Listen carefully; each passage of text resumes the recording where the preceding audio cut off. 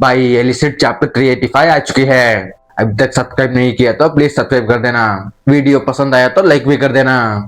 चलो स्टार्ट करते हैं। इस चैप्टर की शुरुआत में केडन बता रहा होता है वो क्लोज कम्बैट में इतना अच्छा कैसे हुआ।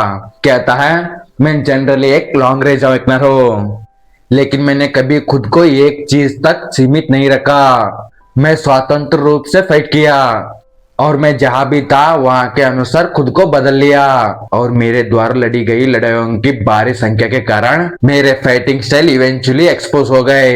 मेरे पास कोई चॉइस नहीं था और फिर मैं जीवों को मिलने के बाद मेरे पास अपने से बिल्कुल अलग फाइटिंग स्टाइल का स्टडी करने के अलावा कोई विकल्प नहीं था। मेरे पहले डिसिप्लिन के पास अपार गति थी, लेकिन तुलनात्मक रूप से पावर की कमी थी, इसलिए क्लोज रेंज कम्बैट उसका एकमात्र विकल्प था।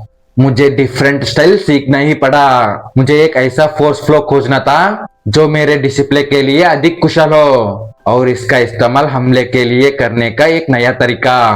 मुझे तो अपनी फोर्स कंट्रोल मॉडिफाई करना पड़ा ताकि वो उसके अनुकूल हो सके। मेरे टेक्निक लॉन्ग रेंज के हमलों के लिए विशेष रूप से तैयार की गई थी, इसलिए वो जीवों की स्टाइल के साथ पूरी तरह से मेल नहीं खाते थे। जीवों की ग्रोथ देख के मेरे पास कोई चॉइस नहीं था, मुझे इसमें आगे बढ़ना ही पड़ा। लेकिन मैंने जो समय बिताया वो व्यर्थ नहीं गया। जीवों को ऐसा ही सिखाते हुए केडन फाइटिंग का नया नया तरीका ढूंढा होता है। पहली बार केडन ने एंड्रे के against close range fighting style use किया था। प्रेजेंट में देखते हैं आयोडोर और केडन दोनों क्लोज रेंज फाइटिंग स्टाइल में लड़ रहे हैं। आयोडोर केडन के ऊपर बहुत सारे पंचेस मार रहा होता है। केडन सारे पंचेस को डॉज करके आयोडोर के ऊपर एक पंच मारता है। केडन की पंच ब्लॉक करने के लिए आयोडोर भी एक पंच मारता है। दोनों पंच टकराने पर एक धमाका होती है। धमाका की वजह से दोनों के बीच में थोड़ा डिस्टेंस बढ़ती है। तभी केडन आयोडोर के ऊपर एक लॉन्ग रेंज अटैक करता है। आयोडोर गुस्से से केडन के ऊपर एक पंच मारते हुए कहता है तुम्हें तो एक रेंजर अवेकनर होना चाहिए था। केडन लगता है एक पर्सन अपना डिसिप्लिन को सिखाते हुए बदल सकता है।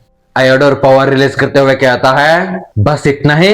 क्या वाकई तुम्हें दूसरा फाइटिंग स्टाइल सीखने के लिए इतना ही काफी था? फिर आयोडोर केडन के ऊपर अटैक करता है। उसकी पावर से केडन को पूरी तरह कवर करता है।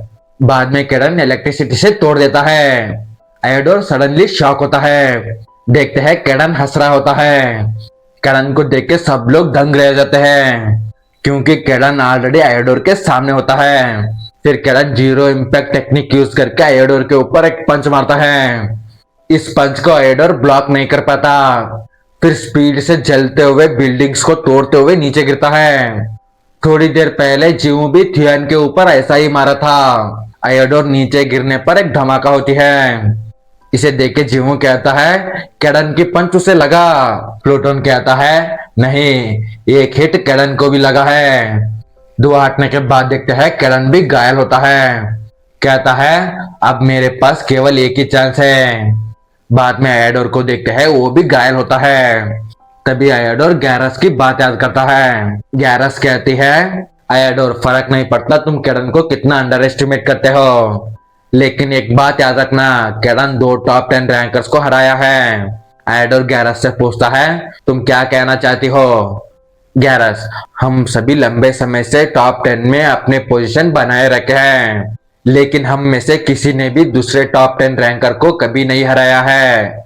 यहाँ तक कि टॉप 10 में भी हमारे ताकत एक दूसरे के बराबर नहीं है। मैं कॉन्फिडेंट हूँ, मैं सच में चाहती तो दूसरे टॉप 10 रैंकर्स को हरा सकती थी, लेकिन मैं ऐसा नहीं किया क्योंकि मैं उनके अगेंस्ट हार भी सकती थी। लेकिन केडन ने एक्चुअली 2 टॉप 10 रैंकर्स को हरा दिया। तुम्हें एडमिट करना ही होगा केडन के लेवल टॉप 10 से भी ऊपर है। प्रेजेंट में आयोडोर सोचता है केडन ब्रेक मैं तुम्हारे पावर को मानता हूँ और इसी कारण तुम्हें एलिमिनेट करने के लिए मैंने मेरा सब कुछ दांव पर लगाऊंगा। फिर आयोडोर उसकी पावर को गैदर करने लगता है। इसे देख के प्लूटोन और कर्टेन भी शॉक हो जाते हैं। जियांग सोचती है वो उसकी पावर को एक ही हाथ में गैदर कर रहा है। तभी आयोडोर उसकी पावर गैदर करके एक स्पीयर क्रिएट करता है। बाला को स्पीयर कहते हैं। ये स्पीयर देके जियांग और जीवू शॉक हो जाते हैं। कर्टन कहता है सो इससे ही केडन को चोट लगी थी। आयोडोर को देख के केडन कहता है क्या उसने अपनी एनर्जी को स्पीयर के आकार में संकुचित कर दिया? करण की बात सुन के आयोडोर कहता है, तुमने सही कहा। अपनी पावर को फैलाकर कम डैमेज पहुंचाने के बदले यदि मैं अत्यधिक मात्रा में एनर्जी को एक ही बिंदु पर केंद्रित कर दूं तो वो फोर्स अत्यंत घातक हो जाता है। प्लूटोन, टॉप 10 रैंकर से यही उम्मीद थी।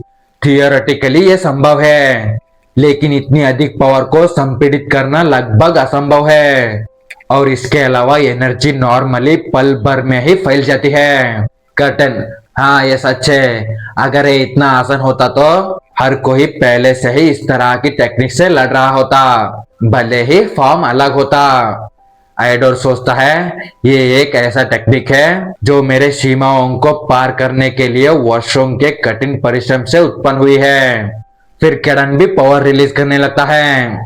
आयोडोर केडन के ऊपर स्पीयर से अटैक करते हुए सोचता है, मैं इससे इस दुनिया की किसी को भी डिस्ट्रॉय कर सकता हूँ। वो भगवान क्यों ना हो, इससे वो भी डिस्ट्रॉय हो जाएगा। फिर आयोडोर केडन के ऊपर स्पीयर को फेंक देता है। इसे देख के केडन भी शॉक हो जाता है। केडन स्पीयर से बचने की कोशिश करता है, लेकिन पूरी तरह बच नहीं पाता। फिर स्पीयर लगने पर एक बड़ा धमाका होती है। इतना बड़ा धमाका होता है कि पृथ्वी भी चोटी लग रही है। जीव तो छोड़ो, इसे देखे प्लूटन और कर्टन भी दंग रह जाते हैं। जीव तो ये देख के सदमे में चला जाता है। देखो भाई, आयोडोर ने कहा इससे भगवान भी डिस्ट्रॉय होता है। मुझे लगता है इससे भगवान डिस्ट्रॉय होता होगा, लेकिन केडन नहीं, क्योंकि केडन मर ही नहीं सकता। केडन ज्यादा से ज्यादा सीरियसली घायल हो सकता है। भाई मैं क्यूरियस हूँ, इससे केडन कैसे बच गया होगा। चलो इसी के साथ ये वीडियो खत्म करते हैं। अभी तक सब्सक्राइब नहीं किया तो प्लीज सब्सक्राइब कर देना। चलो अगली वीडियो में मिलते हैं।